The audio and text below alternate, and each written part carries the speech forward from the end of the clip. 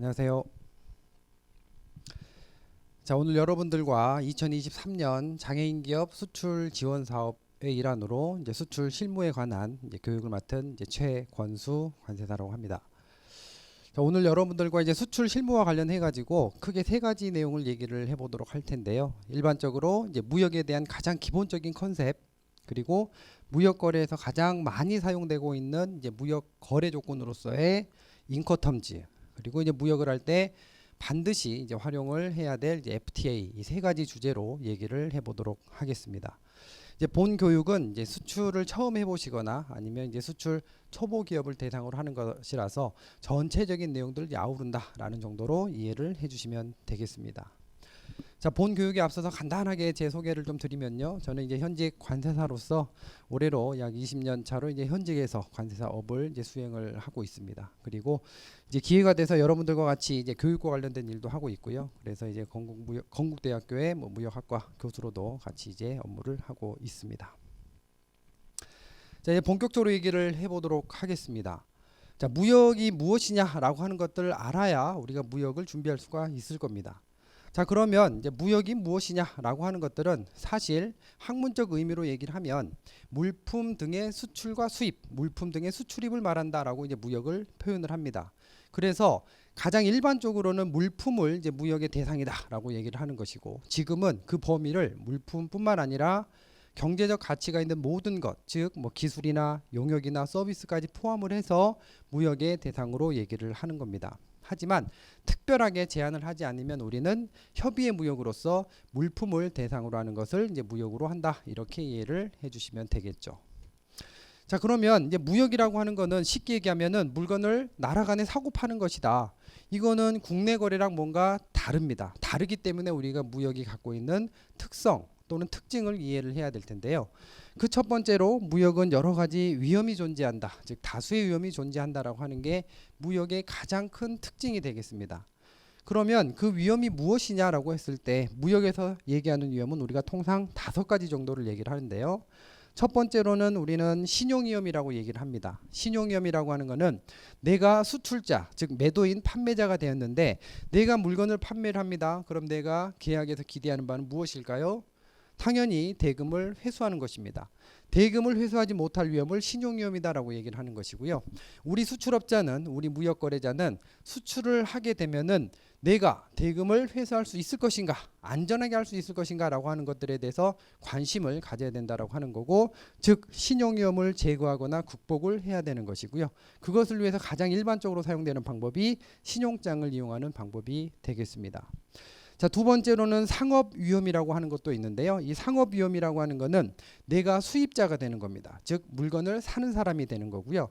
매수인 입장에서 내가 대금을 지급을 했다. 그런데 과연 물건을 받을 수 있을 것인가, 또는 계약에 일치하는 물품을 받을 수 있을 것인가 라고 하는 게 상업 위험이라고 얘기를 하는 거고요.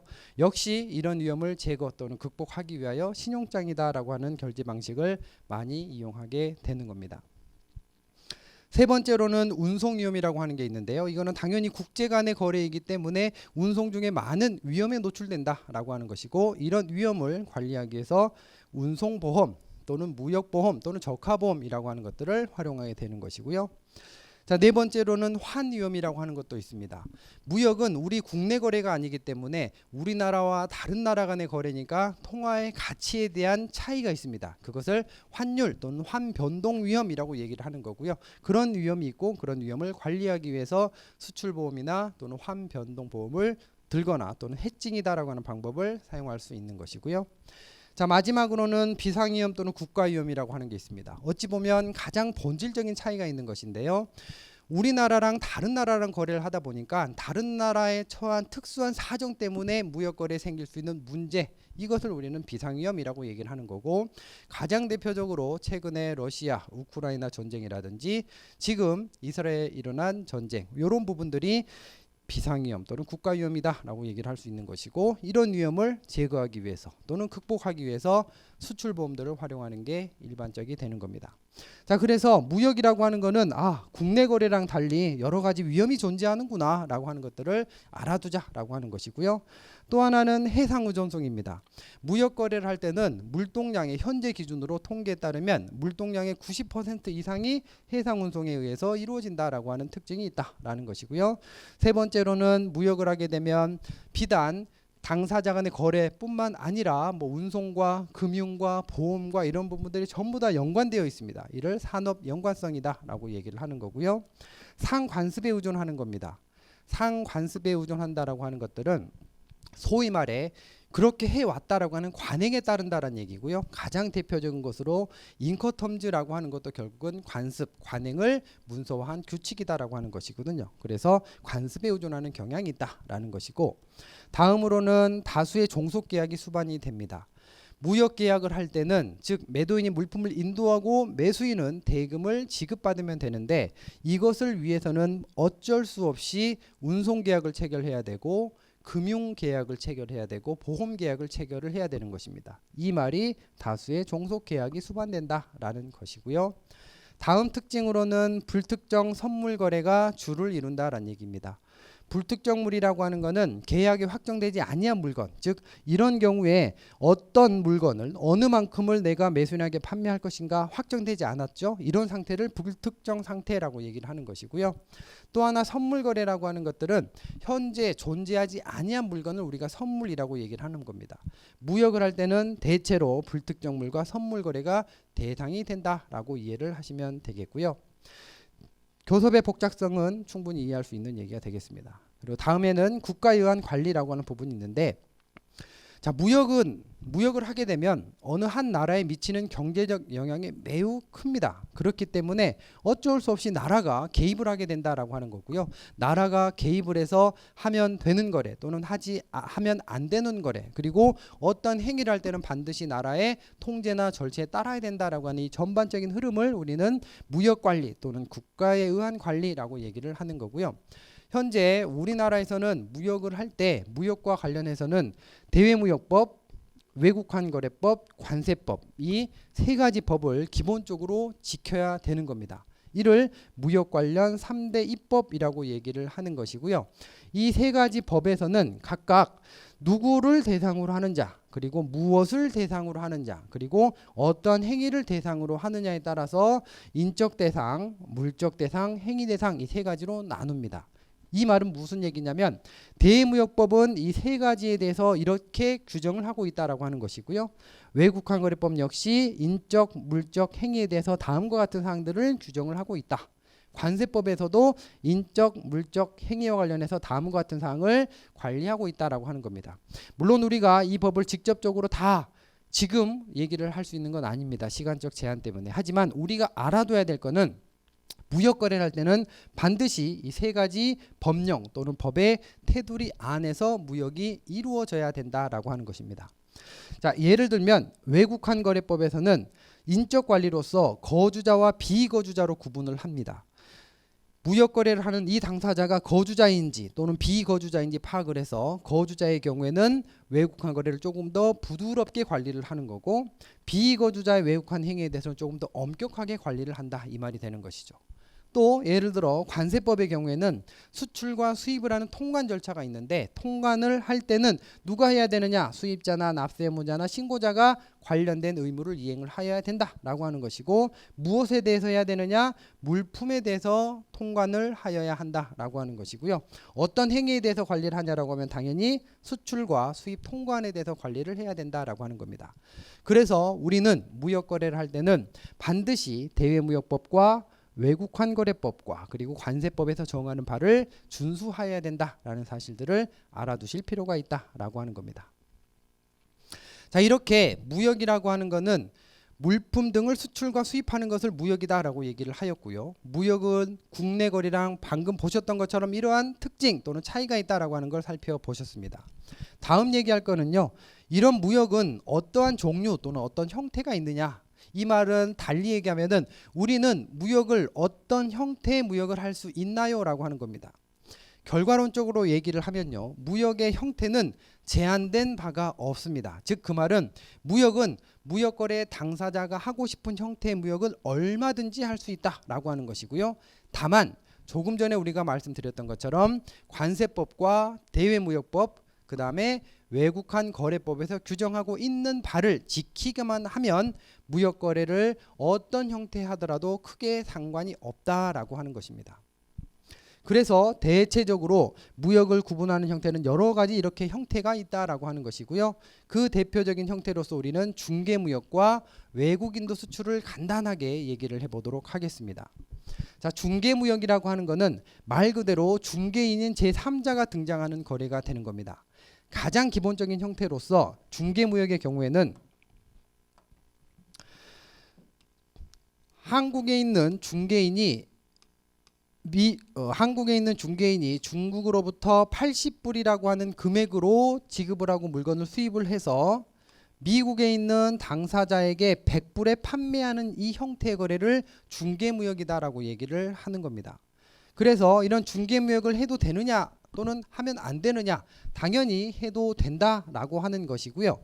중개무역을 하게 되면 수출 실적으로도 인정받을 수 있다라고 하는 것이고, 수출 실적은 얼마나 인정받을 수 있냐라고 하면 중개 차액이라고 해서 100원에 사왔고 80원에 사왔고 100원에 팔았기 때문에 차액이 20이 됩니다. 그래서 20이 중개 차액으로서 수출 실적으로 인정받을 수 있다라고 하는 겁니다. 요런 게 중개무역의 가장 기본적인 형태가 되는 것이고요. 또 하나의 무역거래 형태 보시면 외국인도 수출이라고 하는 게 있습니다. 외국인도 수출이라고 하는 것도 일견 유사해 보이지만은 실질적으로는 중국에 있는 물건이 한국에 있는 물건이랑 동일합니다. 즉 한국 사람의 물건인데 이 물건을 직접 외국에서 외국으로 인도를 하는 겁니다. 미국에다가 판매를 하는 방식인 거죠. 그리고 이 거래에서는 수출 대금을 미국에 있는 당사자로부터 직접 돈을 받는 거래가 되는 겁니다. 한국에서 중국에는 이거는 내 물건이기 때문에 별도로 대금을 지급할 필요가 없는 것이죠. 내 물건을 중국에 있는데, 즉 중국이라고 하는 외국에 있는데 미국이라고 하는 외국에다가 바로 물건을 인도한다라고 해서 이를 외국 인도 수출이라고 얘기를 하는 겁니다. 자, 이런 거래를 해도 되냐? 당연히 된다라고 하는 것이고요. 수출 실적 당연히 인정받을 수 있다라고 하는 겁니다. 얼마나 인정받을 수 있느냐? 외국한 은행의 입금액. 그래서 지금 같은 경우에는 100불을 이제 인정받을 수 있다라고 하는 것이죠. 미국으로부터 돈이 입금되기 때문에. 그리고 실적에 대한 얘기는 이렇습니다. 그래서 우리가 하고 싶은 얘기는 중개무역 또는 외국인도 수출, 다소 특수한 거래처럼 보이지만 당연히 무역거래에서 허용되는 형태다라고 하는 것이고요. 참고적으로 이러한 것들, 그 다음에 이러한 것들, 이 모든 것들이 현재 우리나라 법령상에서 규정하고 있는 여러 가지 무역거래 형태이고, 이런 거래는 얼마든지 할 수 있다라고 하는 겁니다. 그래서 무역거래를 하면 무역거래 형태에 대해서 제한을 받지 아니한다라고 하는 사실만 알아두시면 되겠고요. 그 다음에 여러분들이 수출을 하게 되면, 무역을 하게 되면 반드시 챙겨야 될 개념이 하나 있는데요. 그 개념이 무엇이냐면 수출 실적이라고 하는 겁니다. 이 수출 실적이라고 하는 것은 수출을 한 실적을 얘기를 하는 거고요. 이 수출 실적이 왜 필요하냐라고 하면은 무역금융, 즉 정책금융을 받을 때 도움을 받을 수가 있습니다. 한도를 결정하는 기준이 될 수 있다라고 하는 것이고요. 그 다음에 뉴스에 보시면 포상을 해주기도 하죠. 그 기준도 수출 실적이 되는 겁니다. 그것뿐만 아니라 각종 이런 혜택을 부여받을 수 있기 때문에 수출 실적은 반드시 관리를 하여야 한다라고 하는 겁니다. 다만 우리는 수출을 하게 되면 당연히 수출 실적으로 인정받을 수 있다라고 하는 것이고요. 우리나라 대무역법에서도 현재 인정되고 있는 수출 실적의 범위는 다음과 같습니다. 그래서 가장 대표적으로는 우리나라에서 물건을 수출을 하였다라고 하면은 수출 통관한 금액 수출 실적으로 인정받을 수 있다라고 하는 것이고요. 조금 전에 우리가 예를 들어 살펴봤던 중개무역의 경우에도 가득액이라고 해서 수출 실적으로 인정받을 수 있고요. 그 다음에 외국인도 수출, 방금 우리가 사례로 들어봤었죠. 외국한 은행의 입금액 수출 실적으로 인정받을 수 있다라고 하는 겁니다. 자, 어찌 보면 우리가 방금 얘기했던 것들은 상식적인 얘기가 되는데요. 또 하나 관심을 가져야 될 내용은 뭐냐면 이런 부분들입니다. 자, 이런 부분들은 뭐냐면 사실상 국내 거래라고 볼 수가 있습니다. 자, 수출을 하게 되면 수출 실적으로 인정받을 수 있다라고 하는 것들은 너무나 당연한 얘기입니다. 하지만 이 거래는 국내에서 일어난 거래이지만 수출 실적으로 이 정도의 금액을 수출 실적으로 인정받을 수 있다라고 하는 것이죠. 자, 쉽게 얘기하면 뭐냐면 원래 물건을 수출하려고 하는 사람이 있는데요. 이 수출자가 있는데 이 수출자에게 물건을 국내에서 공급을 한다 하더라도 이 국내 공급한 금액만큼은 수출 실적으로 인정받을 수 있다라고 하는 것입니다. 그래서 여러분들이 무역 거래를 할 때 우리가 직접 수출을 하지 않는다라고 해서 수출 실적으로 인정받을 수 없겠지라고 생각하지 마시고, 우리가 물건을 국내 납품을 했는데 국내에서 물건을 받은 자가 수출을 한다라고 하면은 우리가 공급한 실적도 수출 실적으로 인정받을 수 있다, 이렇게 생각을 하시면 되겠고, 이것을 우리는 실무적인 용어로 간접 수출 이렇게 표현을 하기도 합니다. 그래서 간접 수출의 경우에도 수출 실적으로 인정받을 수 있구나 라는 사실들을 알아두시면 좋겠습니다. 자, 여기까지 해서 우리가 무역이라고 하는 게 무엇이고 무역은 어떤 형태가 있으며 무역을 할 때는 수출 실적을 반드시 챙겨야 된다라는 사실을 살펴보셨고요. 다음으로는 무역의 절차입니다. 프로세스라고 얘기를 하겠죠. 자, 그래서 무역을 할 때는 계약 체결 전 단계, 그래서 해외 시장 조사를 어떻게 하고 거래처를 발굴하고 신용 조사를 할 것이냐라고 하는 부분, 그리고 당사자가 확정이 되면 당연히 매매 계약을 체결을 해야 되겠죠.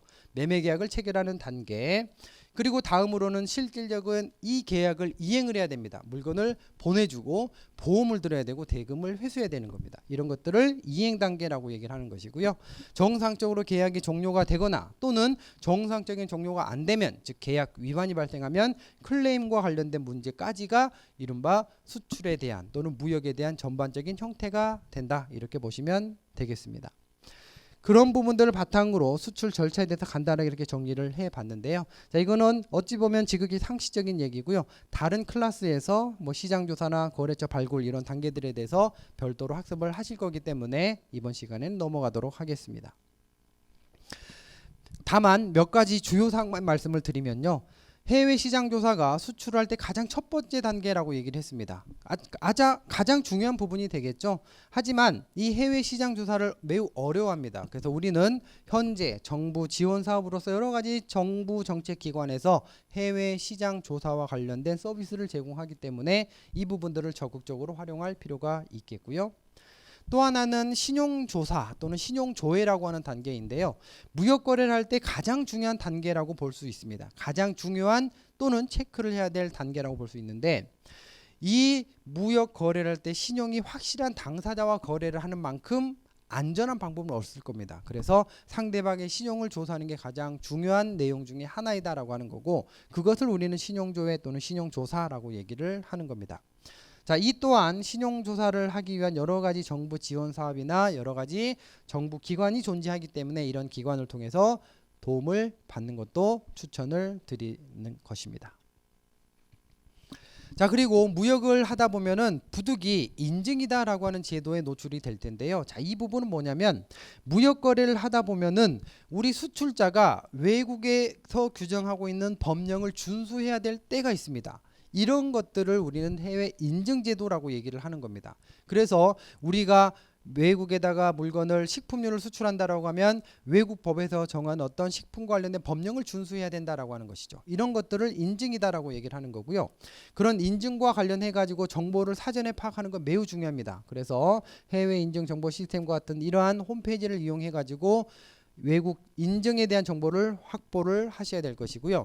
대표적으로 많이 들어보셨죠? 미국의 FDA라고 하는 것, 그 다음에 중국의 CCC라고 하는 강제 인증, 유럽의 EC라고 하는 이런 인증들이 해외에서 요구하는 인증이 되는 겁니다. 그래서 이런 인증을 받아야 되는 물품인지 또는 그렇지 않은지를 사전에 반드시 확인을 하셔야 되는 겁니다. 왜냐하면 이런 인증을 받을 때는 작게는 3개월, 그 다음 길게는 뭐 1년, 2년이 걸리는 경우도 있기 때문에 반드시 사전에 인증에 대한 취득 여부를 확인하셔야 할 것입니다. 자, 다음 세 번째로는요. 이런 무역을 하다 보면은 항상 듣는 표현 중에 하나가 뭐냐면 HS 또는 HSK라고 하는 표현을 들었습니다. 즉 무역 거래를 할 때 상대방이 HS 코드가 무엇입니까? 라고 물어볼 수 있다라고 하는 것이죠. 여러분들이 수출자가 됐든 수입자가 됐든 HS 또는 HSK라고 하는 말들을 들어보실 텐데, 자, HS라고 하는 게 무엇이냐라고 하면은 한마디로 얘기하면 상품을 분류하기 위한 품목 분류표라고 하는 것이고요. 실질적으로는 이 품목 분류를 여러 가지 숫자로 표현을 하고 있습니다. 그래서 그 숫자와 관련된 체계를 HS 품목 분류 제도라고 얘기를 하는 거고요. 왜 HS라고 얘기를 하냐면 1988년도에 HS 협약이라고 하는 게 만들어졌고요. 이 협약에 부속되어 있는 품목 분류표가 별도로 존재합니다. 그래서 이 체계에 따라서 무역을 하는 전 세계 모든 무역 거래자가 HS를 이용한다라고 보시면 되겠고, 이런 HS를 보실 때 여러분들이 하나 고민하셔야 될 게 뭐냐면, 자, 6자리까지는 전 세계 모두 공통적으로 사용한다라고 알아두시면 됩니다. 그래서 전 세계 어디에서 무역거래 한다 하더라도 HS 6자리는 공통이다. 그리고 그 이하에는 나라의 사정에 맞게끔 정해지는구나 라고 생각을 하시면 되겠고요. 우리나라도 당연히 HS를 사용하고요. 우리나라에서는 총 10단위를 사용합니다. 그래서 그 10단위 HS를 사용하는 것을 우리는 HSK라고 해서 10단위, 우리나라에는 10단위 코드를 사용하고 있다. 이렇게 참고적으로 알아두시면 되겠습니다. 자, 그러면 HS가 왜 필요하냐라고 하는 것들이 궁금할 수가 있습니다. 자, 이걸 보시면 됩니다. 자, 이게 무엇일까요? 라고 물어보면 이게 무엇일까요? 이게 무엇일까요? 라고 물어보면 아마도 핸드폰이라고 얘기를 하신 분도 있을 것이고요. 뭐 셀룰러폰 또는 뭐 폴더폰 또는 뭐 무선전화기 또는 휴대전화기, 여러 가지 표현을 할 수 있을 겁니다. 무역 거래를 할 때 동일한 물건을 의미를 하는데 서로 다른 얘기를 하면 좀 이해하기 어렵겠죠. 그런데 보시는 것처럼 이것들을 어떤 숫자로 표현을 해보니까 어떤 표현을 쓴다 하더라도 결국은 숫자는 851712라고 하는 이 동일한 숫자로 분류가 되는 것이죠. 이런 게 결국은 품목 분류, 즉 HS가 필요한 이유가 되겠습니다. 왜냐하면 서로 달리 얘기를 하지만 결국 숫자로 얘기를 하니까 동일한 숫자로 부여할 수가 있기 때문에 그러합니다. 이게 이제 HS라고 하는 개념의 필요성이 되는 것이고요. 좀 더 다른 사례를 얘기를 해보면, 자, 이게 무엇일까요? 라고 얘기를 해보면 담배라고 얘기를 할 겁니다. 담배. 그런데 사실 이것도 담배입니다. 잎담배고요. 이것도 담배입니다. 권련형 담배고요. 이것도 담배입니다. C가 담배라고 그러고요. 이것도 담배입니다. 전자담배라고 얘기를 합니다. 하지만 이 담배라고 하는 것들을 단순히 우리가 담배라고 얘기했지만 이거를 HS라고 하는 숫자로 표현해 보면, 예를 들면 2401, 2402, 2403 또는 뭐 8543 이러한 숫자로는 전혀 달리 구분이 되는 거거든요. 그래서 품목 분류를 할 때 8543에 해당하는 담배입니다 라고 얘기를 하면 아, 이런 것을 의미하는구나 라고 알 수가 있는 거겠죠. 자, 이게 결국은 HS의 필요성이다 라고 볼 수가 있겠습니다. 자, 방금 우리가 얘기했던 HS에 대한 내용들을 간단하게 정리를 해 본 겁니다. 그래서 HS라고 하는 거는 6자리까지는 전 세계 공통이다 라고 하는 것이고요. 우리나라에서는 HSK라고 해서 10단위까지 공통적으로 사용한다 라고 하는 거고요. 자, 참고적으로 얘기를 해보면 10단위라고 하는 거는 이런 겁니다. 854690에 9090 이런 식으로 앞에 있는 숫자가 총 10단위로 이루어져 있다라고 하는 것이고요. 참고적으로 앞에 두 자리를 류라고 부르고요. 네 자리까지를 호라고 부릅니다. 그리고 6자리까지를 소호라고 부릅니다. 그래서 이 부분은 참고로 알아두시면 되겠습니다. 자, 여기서 좀 더 중요한 건 뭐냐면 왜 품목 분류를 해야 됩니까? 또는 왜 HS를 알아야 됩니까? 라고 얘기를 하는데요.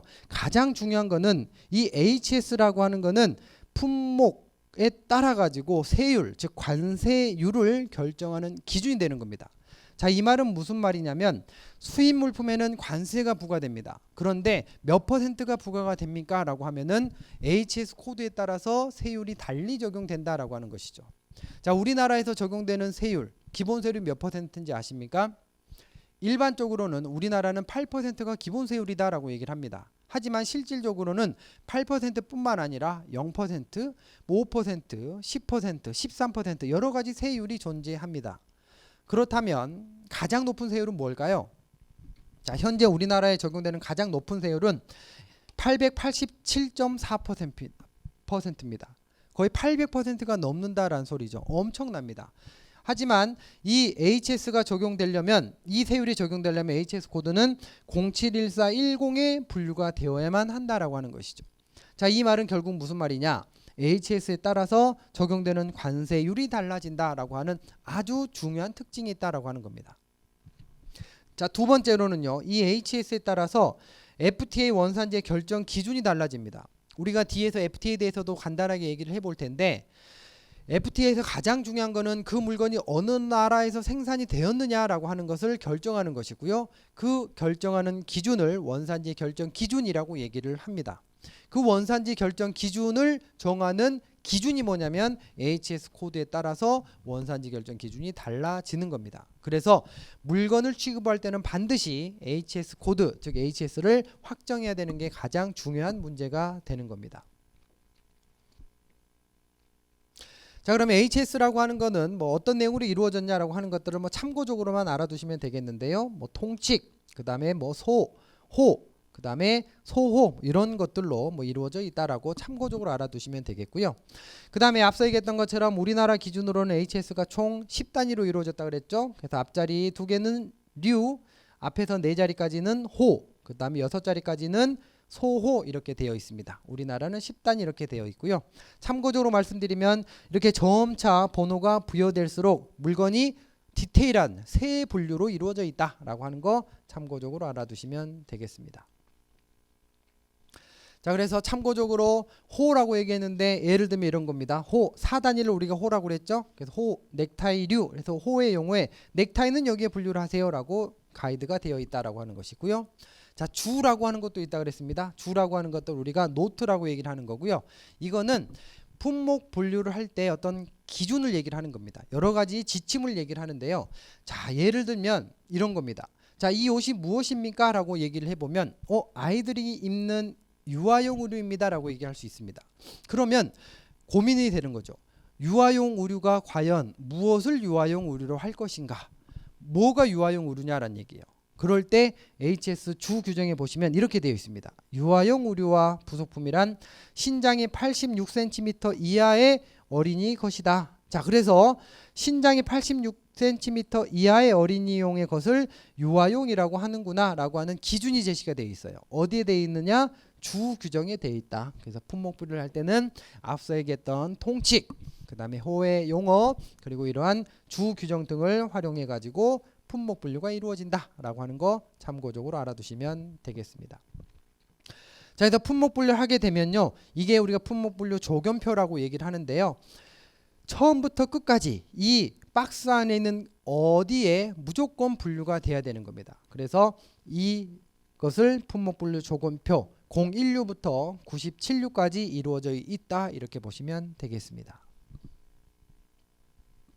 자, 그럼 무역 거래를 할 때 HS가 반드시 필요합니다라고 말씀드렸습니다. 그러면 이런 HS를 어떻게 확인을 해야 될까요? 라는 부분들이 궁금하시겠죠? 그래서 대표적으로 이렇게 여러 가지 방법이 있는데요. 첫 번째로는 관세청에서 법령 사이트를 운영합니다. 거기에서 직접 조회를 해보시면 되는 거예요.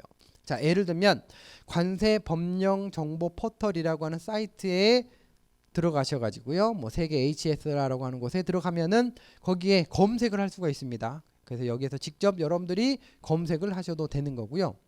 자, 또 하나의 방법은 관세청이라고 하는 곳에 직접 물어봐도 됩니다. 물론 법적 유권 해석력은 없지만 물어보면 어느 정도 정보는 알려주고요. 그 다음에 당연히 품목분류 전문가인 관세사에 물어보는 것도 방법이 될 수가 있겠고요.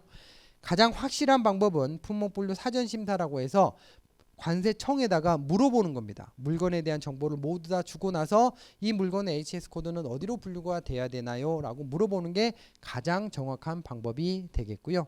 그 물어보는 방법을 우리는 품목분류 사전심사 제도라고 얘기를 하는 겁니다. 그래서 품목분류 사전심사라고 하는 거는 관세평가분류원에 이렇게 인터넷 웹사이트를 통해서 자료를 준비해 가지고 이러한 서류를 작성해 가지고요, 이런 물건에 대해서 어떤 형태로 이루어져 있고 물건이 어떤 역할을 합니다라고 하는 정보를 제공을 하고 품목분류 질의를 하게 되면 이 물건의 HS 코드는 무엇입니다라고 알려주는 방법이 됩니다. 그래서 가장 정확한 방법이고요.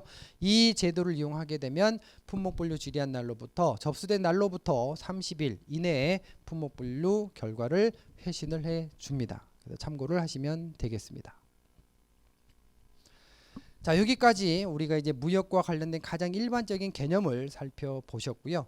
두 번째는 인코텀즈에 대한 얘기를 해보도록 하겠습니다. 무역거래라는 당사자들은요, 인코텀즈를 거의 다 사용하고 있다라고 보시면 되겠습니다. 아마도 여러분들도 인코텀즈라고 하는 것들을 많이 들어보셨을 텐데요. 그 개념이 무엇인지 이번 기회를 통해서 조금 더 정확하게 정리를 해보시면 되겠습니다. 자, 인코텀즈는 사실상 정형거래 조건이다라고 얘기를 하는 건데요. 자, 이거는 무엇이냐면 무역거래를 할 때 매번 계약서를 체결하고 작성을 하고 이러지는 않습니다. 왜냐하면 계속적으로 그런 행위를 해왔기 때문에 할 때마다 그런 문서를 작성하지 않는다라는 소리죠. 이것을 우리는 뭐라고 얘기하냐면 관습 또는 관례라고 얘기를 하는 겁니다. 그래서 예를 들어 우리가 FOB라는 이 숫자를 쓰게 되면은 이거는 우리가 프리 온보드라고 한 표현으로 매도인이 본선 적재할 때까지 책임지고 물건을 건네줬어 라고 하는 관습이었습니다. 예를 들어 CIF라고 얘기를 하면 매도인이 물품을 인도하고 그 다음에 운송과 보험계약을 체결하였어 라고 하는 관습이 있었다라고 하는 것이죠. 이런 것들을 우리는 뭐라 그러냐면 정형거래 조건이라고 얘기를 하는 겁니다. 하지만 이런 정형거래 조건을 이용하다 보니 문제가 생기는 겁니다. 어떤 문제냐면 똑같이 FOB 또는 똑같이 CIF라고 하는 정형거래 조건을 사용했는데 그것이 나라나 지역에 따라 서로 달리 사용되다 보니까 해석이 서로 다를 수가 있다라고 하는 것이죠. 그래서 불필요한 오해 또는 분쟁 또는 시간 낭비가 되는 경우가 있었다라고 하는 겁니다. 그래서 이런 부분들을 어떻게 해결할까라고 해서 ICC 국제상업회의소에서 이러한 정형거래 조건에 대해서 통일된 해석 규칙을 내가 만들어 줄게 라고 해서 탄생된 게 인코텀즈라고 하는 겁니다. 그래서 인코텀즈는 인터내셔널 커머셜 텀스라고 하는 표현의 앞글자를 따서 인코텀즈라고 우리가 표현을 하게 되는 거고요. 자, 이런 인코텀즈는 1936년도에 처음으로 만들어진 겁니다. 그리고 무역거래가 바뀜에 따라서 이렇게 계속적으로 개정이 되어 왔고요. 현재는 인코텀즈 2020이라고 해서 8번째 개정된 개정판이 사용되고 있습니다. 그래서 아마 여러분들이 인코텀즈라고 하는 이 개별적인 조건에 대해서 거의 대부분 이해를 하고 계실 텐데요. 간단하게만 좀 말씀을 드려보면은 인코텀즈는 크게 EXW라고 하는 E규칙하고요. FCA, FAS, FOB라고 하는 F규칙 3가지 하고 CPT, CIP, CFR, CIP라고 하는 C규칙 4가지 하고요. 그 다음에 DAP, DPU, DDP라고 하는 D규칙 요 3가지로 이렇게 나누어집니다. 그래서 E규칙 1가지, F규칙 3가지, C규칙 4가지, D규칙 3가지 이렇게 해서 총 11개의 규칙으로 구성되어 있는 게 인코텀즈다라고 보시면 되겠고요. 이 인코텀즈를 이해할 때 이렇게 생각하시면 됩니다. 인코텀즈에서 EXW는 매도인의 공장 구매까지 매도인이 책임지는 제도이다. 즉 인도와 위험에 대한 부담, 즉 비용에 대한 부담까지도 매도인이 부담하는 조건을 이 조건이라고 얘기를 하는 거고요. F조건이라고 하는 것들은 시점이 약간 상이하지만 이 선적지의 특정 장소까지 매도인이 책임을 지는 장소가 이 F조건 3가지가 되는 겁니다. 그리고 C조건은 뭐냐면 이 F조건이랑 동일하게 인도 의무는 동일합니다. 하지만 C조건에서는 목적지를 통과할 때 들어가는 운송 비용, 그 다음에 보험과 관련된 비용을 추가적으로 부담하는 조건을 C조건이다라고 얘기를 하는 겁니다. 그래서 C조건의 경우에는 F조건이랑 똑같다. 다만 비용만 추가되는 조건이구나. 이 정도로만 이해하시면 되겠고요. 자, D조건의 경우에는 목적지까지 매도인이 모든 위험과 비용을 부담하는 조건을 D조건 이렇게 얘기를 하는 겁니다. 물론 F조건, C조건 4개, D조건 3개에 따라서 그 지점이 또는 약간씩 차이가 있을 수 있습니다만 큰 그림으로는 다음과 같이 이해를 해보실 수가 있겠습니다. 자, 그래서 대체적으로 다 아시는 내용이기 때문에 간단하게만 말씀드리겠습니다. 그래서 EXW는 앞서 얘기했던 것처럼 매도인의 공장에서 물건을 인도해주는 조건이다 라고 하는 것이고요. 물론 매도인은 물건을 실어줄 필요는 전혀 없습니다. 두 번째 FCA 조건은 매도인이 선적지에서 인도를 완료하는 조건이라고 그랬습니다. 그래서 선적지에서 매도인이 매수인의 차량에 적재를 하거나 또는 적재하지 아니한 조건을 FCA 조건 이렇게 얘기를 하고요. 자, CPT 조건이라고 하는 거는 F 조건이랑 동일하다 그랬습니다. 다만 비용만 추가로 부담한다 그랬죠. 그래서 FCA랑 동일합니다. 다만 비용만 매도인이 목적지까지 가는 비용을 추가적으로 부담한다. 요게 CPT 조건이 되는 거고요. 자, CIP 조건이라고 하는 거는 조금 전에 보셨던 CPT 조건이랑 동일합니다. 다만 추가적으로 무슨 비용만 더 부담을 하냐라고 하면은 보험과 관련된 비용만 추가적으로 더 부담합니다. 인슈어런스. 그래서 CIP라고 얘기를 하는 거고요. 그 다음에 D 조건입니다. D 조건은 3개라고 말씀을 드렸고요. D 조건은 목적지까지 물건을 가져가는 조건입니다. 그래서 목적지까지 물건을 가져가고 물건을 내려줄 필요는 없는 조건을 DAP 조건이라고 얘기를 합니다. 그리고 DP 조건입니다. 이건 역시 목적지까지 물건을 가져가는 조건이고요. DP 조건은 유일하게 매도인이 물건을 내려주는 조건입니다. 양하를 하는 조건이죠. 그래서 그 표현을 강조하기 위해서 unloaded라는 표현이 들어가서 DPU라고 얘기를 하는 겁니다. 그 다음에 DDP 조건인데요. DDP 조건도 D 조건과 동일하게 목적지까지 물건을 책임지고 가져다는 조건입니다. 다만 관세 지급 인도 조건이라고 해서 똑같아요. 하지만 추가적으로 세금을 듀티를 페이한다. 세금까지 매도인이 부담하는 조건이다 라고 하는 겁니다. 그리고 앞서 DAP와 동일하게 물건을 양하해 줄 필요는 없는 조건이 DDP 조건이 되겠습니다. 그리고 FAS 조건입니다. F 조건은 3가지가 있다 그랬죠. 그 중에 FAS 조건은 선측입니다. Free alongside ship 해가지고 매도인이 선측에까지만 인도하면 되는 조건이 FAS 조건이 되는 거고요. 그 다음에 가장 많이 사용하고 있는 FOB 조건입니다. FOB 조건은 매도인이 물건을 본선에 실는 조건입니다. 온보드하는 조건이에요. 본선에 실어주면 매도인의 의무는 끝이 나는 조건이 되는 거고요. 그 다음에 CFR 조건입니다. 자, CFR 조건은 동일하다 그랬어요. FOB 조건이랑 동일하다 그랬습니다. 다만 추가적으로 비용만 부담한다 그랬습니다. 어느 비용을 부담하느냐? 목적지까지 가는 운송 비용만 추가적으로 부담하는 게 CFR 조건이 되겠습니다.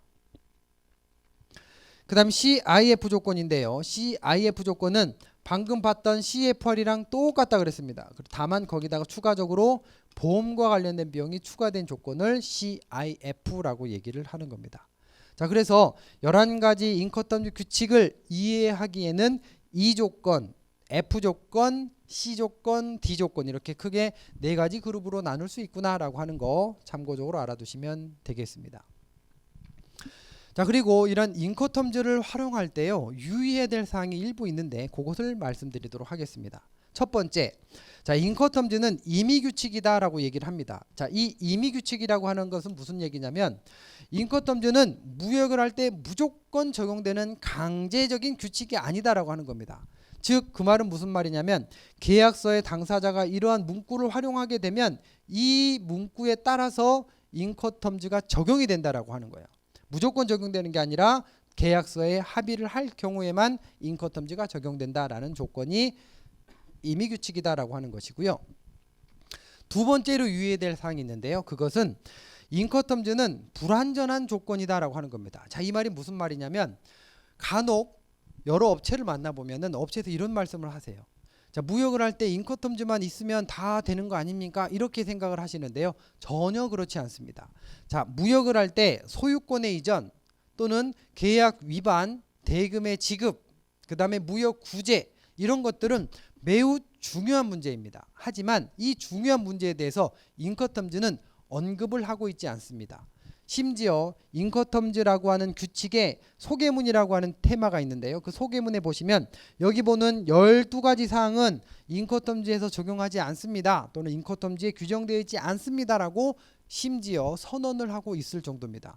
즉 이 부분들은 매우 중요한 내용이지만 인커텀즈는 완전한 규칙이 아니기 때문에 그 부분들에 대해서는 언급이 없다. 그러면 계약을 할 때 우리는 어떻게 해결을 해야 될 것이냐? 그 부분들은 계약서에 명시적인 조항을 활용을 해야 된다. 그러니까 계약서에 명확하게 써두어야 된다라고 하는 얘기가 되겠습니다. 두 번째 유의사항이 되겠고요. 자, 세 번째로는 거래 상황에 적합한 규칙을 이용을 해야 됩니다. 즉 인커텀즈를 쓸 때는 대표적으로 이런 규칙이 있습니다. 해상 운송에만 사용에 대한 규칙이 있고요. 그 다음에 복합 운송이나 항공 운송에도 사용 가능한 규칙이 있는데요.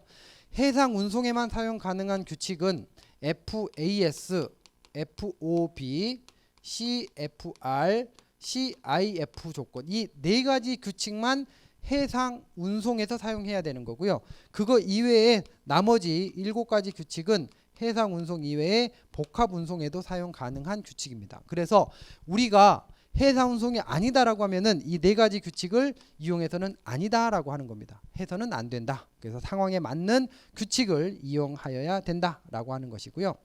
자, 네 번째로는 인커텀즈를 사용할 때 정확한 장소를 명시해야 된다라고 하는 건데요. 자, 예를 들면 모든 인커텀즈를 사용할 때는 FOB라고 하는 이 규칙 뒤에 특정 장소를 기재를 하게 되어 있습니다. 그래서 이 장소를 기재할 때는 정확한 장소로 기재를 하여라라고 하는 겁니다. 왜냐하면 이 장소가 무슨 장소냐면 인도의 분기점, 위험의 분기점, 그리고 비용의 분기점이 될 수 있기 때문에 이 장소를 가급적 정확하게 지정을 하여야 한다라고 하는 게 인커텀즈 활용상의 유의점이 되겠고요. 자, 마지막으로는 인커텀즈라고 하는 거는 변형을 해서 사용할 수 있느냐라고 하는 문제가 되는데요. 답은 뭐냐? 변형을 사용할 수 있다란 얘기예요. 즉 금지하고 있지 않지만이라는 겁니다. 즉 인커텀즈는 얼마든지 변형해서 사용할 수 있다라고 하는 거고요. 다만 유의해야 될 사항은 변형해서 사용할 때 변경에 따른 효과를 정확하게 명시를 해둬야 된다라고 하는 겁니다.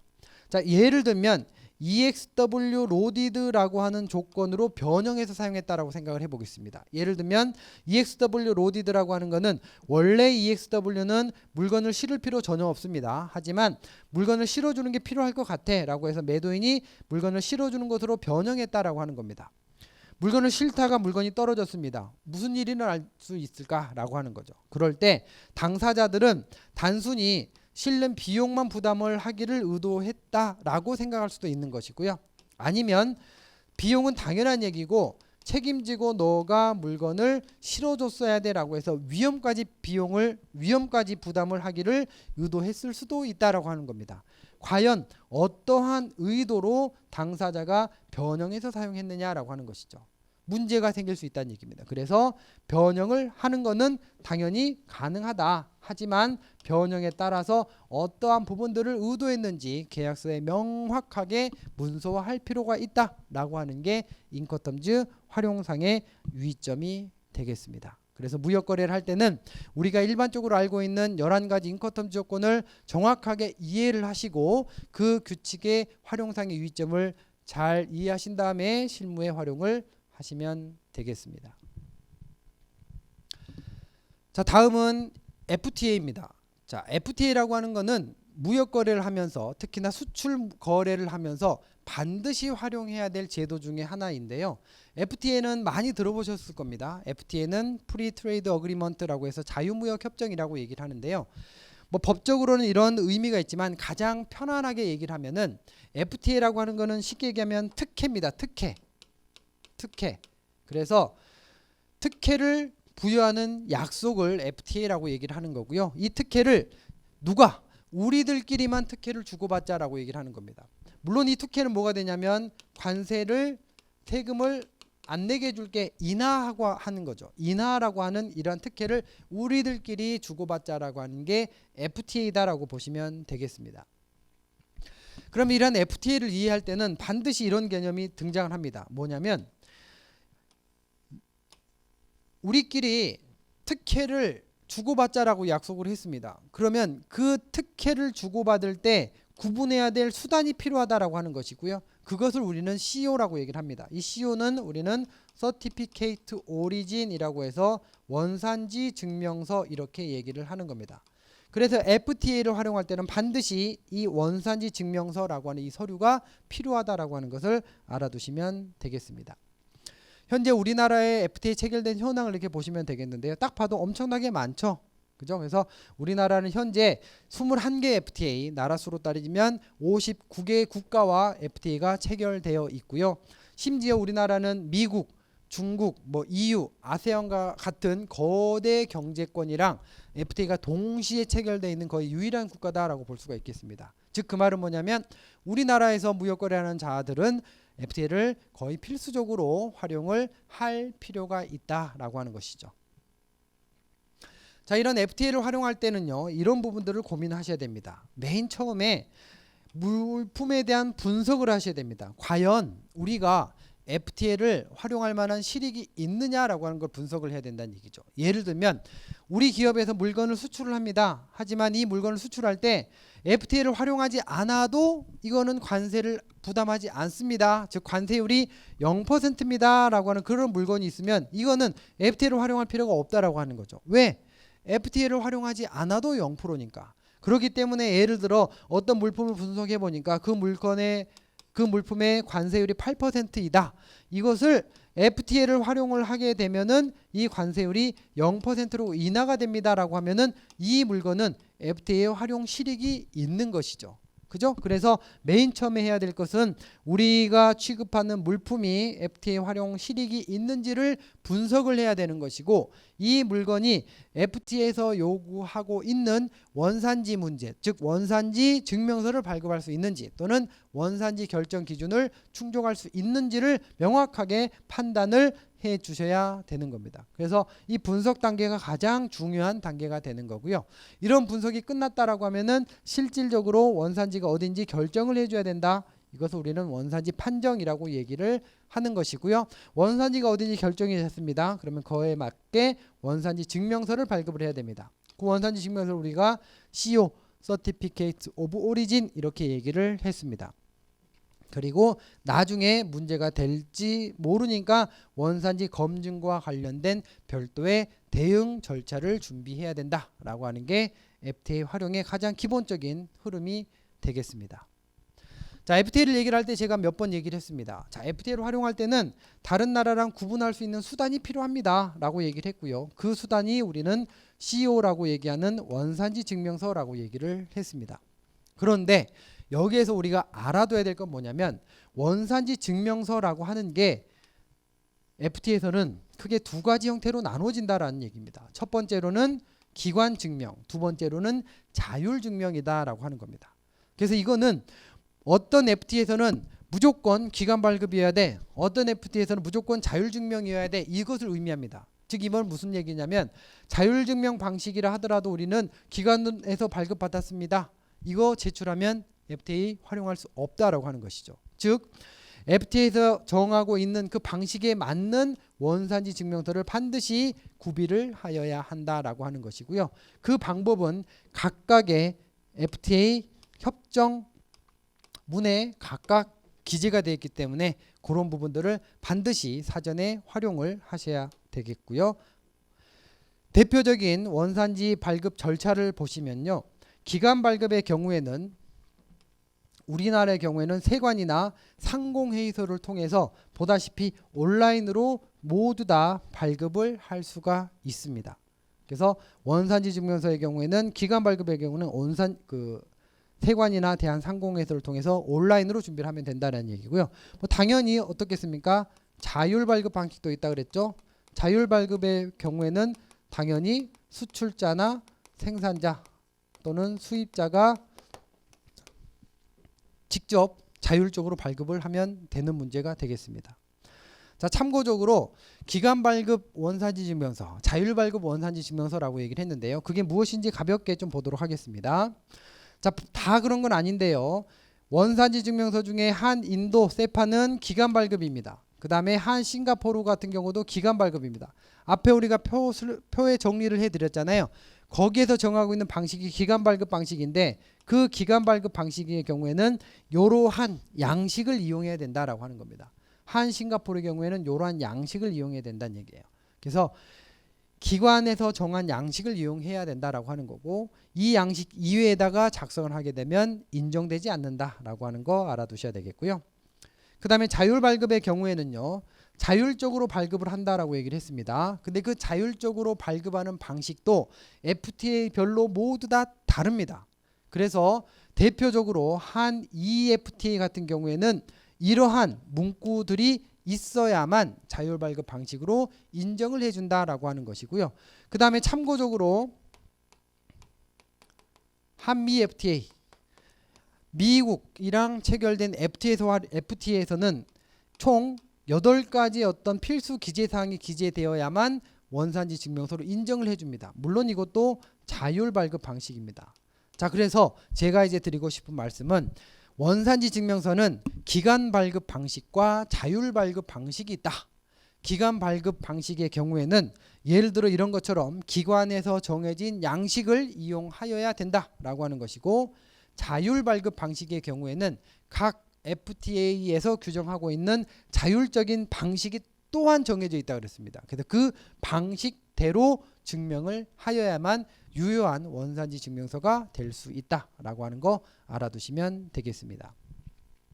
그리고 FTA는 특혜를 받기 위해서 그냥 원산지 증명서를 임의로 발행하면 큰일 납니다. 왜냐하면은 FTA에서는 이 사후 검증이라고 하는 제도가 있거든요. 즉 이 말은 뭐냐면 수출자가 원산지 증명서를 발행을 하고 작성을 했습니다. 그러면 그 원산지 증명서가 적절하게 또는 유효하게 발행이 되었는지 5년 동안은 언제든지 조사 및 검증을 할 수가 있습니다. 그거를 사후 검증 제도라고 얘기를 하는 거고요. 이것 또한 FTA별로 검증하는 방식이 조금 다릅니다. 예를 들어 간접 검증이다라고 하는 거는 상대국 세관을 통해 가지고 적정성을 확인해 봐라 라고 하는 방식이 되는 것이고요. 직접 검증이다라고 하는 거는 외국에 있는 세관이 직접 그 나라에 가가지고 조사를 하는 방식이 직접 검증 방식입니다. 그래서 5년 동안은 얼마든지 검증을 할 수가 있기 때문에 정확하게 또는 완전하게 원산지를 즉 FTA를 활용을 해야 된다라고 하는 거 알아두시면 되겠습니다. 자, 그리고 FTA에서 마지막으로 원산지 결정 기준이라고 하는 게 있는데요. 앞서도 얘기했지만 FTA를 이용할 때에는 그 물건이 어디에서 생산되었느냐라고 하는 것들을 확인하는 게 매우 중요하다 그랬고 이 확인된 것을 기준으로 원산지 증명서를 발급만 하면 된다라고 얘기를 했습니다. 그래서 원산지를 결정을 하는 방법을 이해하는 게 매우 중요하다라고 하는 것이고요. 가장 일반적으로는 사실 완전 생산 기준이 가장 일반적이죠. 왜냐하면 어떤 물건이 있다. 근데 그 물건이 어디서 생산되었냐라고 하면 특정 국가에서 모두 다 생산이 되었습니다라고 하는 게 완전 생산 기준이라고 얘기를 하는 거죠. 하지만 지금 우리가 사용하는 거의 대부분의 물건의 경우에는요.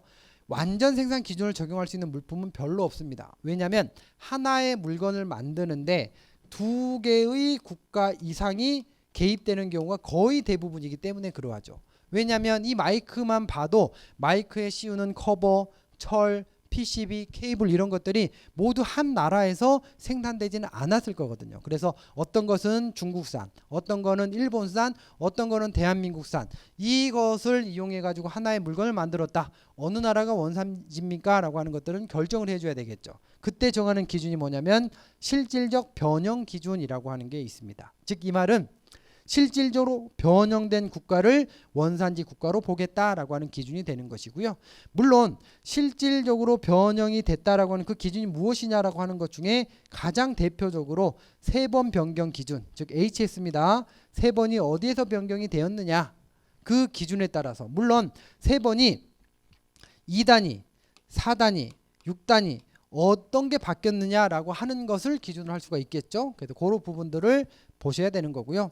두 번째로는 부가가치 기준이라고 하는 게 있습니다. 이것은 예를 들면 우리가 RVC라고 그냥 대표적으로 얘기를 할 수가 있는데요. 특정 국가에서 부가가치가 얼마나 창출되었느냐 그거를 따지는 방법을 이제 부가가치 기준이라고 얘기를 하는 겁니다. 그래서 이렇게 보시면 되겠고요. 어느 특정 기준을 이용해서 원산지 결정을 하는 게 쉽지 않다라고 했을 때는 이러한 보충적인 기준도 참고할 수 있다 또는 활용할 수 있다라고 하는 것 정도는 참고를 해보시면 되겠습니다. 자, 그래서 방금 우리가 얘기했던 원산지 기준과 관련된 부분들을 조금 더 구체적으로 표현을 해 본 겁니다. 그래서 완전 생산 기준 말씀을 드렸고요. 실질적 변경 기준에 세 번 변경 기준, 부가가치 기준, 기타 여러 가지 기준이 있다라고 얘기를 했고, 자, 세 번 변경 기준도 2단위가 바뀌느냐, 4단위가 바뀌느냐, 6단위가 바뀌느냐 등등 부가가치 기준에 대해서도 뭐 RVC 또는 MC 뭐 여러 가지 방식이 있습니다. 그래서 우리가 이 부분들을 FTA를 활용할 때 전부 다 완벽하게 이해를 하고 판정을 할 수는 없습니다. 이 부분들은 조금 기술적인 부분이기 때문에 대부분은 관세사의 전문가의 조력을 받아가지고 원산지 판정을 하는 게 가장 일반적인 형태다라고 알아두시면 되겠습니다. 그 다음에 FTA를 활용할 때 반드시 충족해야 될 조건 중에 하나가 있는데요. 그것은 뭐냐면 직접 운송 원칙입니다. 그래서 이 직접 운송 원칙이라고 하는 거는 FTA가 체결되어 있다라고 하면은 체결된 국가 간에 직접 운송돼야 된다. 예를 들어 우리가 한미 FTA라고 얘기를 해보면요. 여기는 한국이고요. 그 다음에 여기는 뭐 미국이다라고 했을 때 미국에서 생산된 물품이 바로 한국으로 들어와야만 FTA를 활용할 수 있다라고 하는 것이고요. 하지만 실무에서 보면은 대체적으로 아시아권에는 일본에다가 물류기지를 두고 일본에다가 물건을 한꺼번에 갖다 놓고 한국에서 필요로 하면은 한국에서 물건을 보내주는 경우가 종종 있습니다. 즉 미국에서 생산된 물품을 일본에 갖다 두고 일본에서 우리나라로 물건을 보내줬다. 과연 이 물건이 들어왔을 때 한미 FTA를 활용할 수 있느냐라고 하는 거예요. 결론적으로는 없습니다. 그 이유는 뭐냐면 FTA에서 반드시 충족해야 될 게 뭐냐면 직접 운송 원칙이라고 하는 게 있거든요. 즉 이 말은 미국에서 생산된 물품은 미국에서 한국으로 직접 수출이 되어야만 운송이 되어야만 FTA를 활용할 수 있다라고 하는 원칙이 직접 운송 원칙입니다. 물론 예외는 있습니다. 그 예외라고 하는 건 뭐냐면 어쩔 수 없는 경우가 있습니다. 예를 들어 스위스. 자, 스위스의 경우에는 내륙 국가죠. 내륙 국가. 그래서 내륙 국가에서 한국으로 비행기는 직접 운송이 당연히 가능합니다. 하지만 내륙 국가이기 때문에 선박을 통해서는 직접 운송이 불가능하다라고 하는 것이죠. 그러면 이럴 때 만약에 스위스에서 생산된 물품을 비행기로 실어올 때는 비행기가 스위스에서 한국으로 바로 와야 되는 건 맞습니다.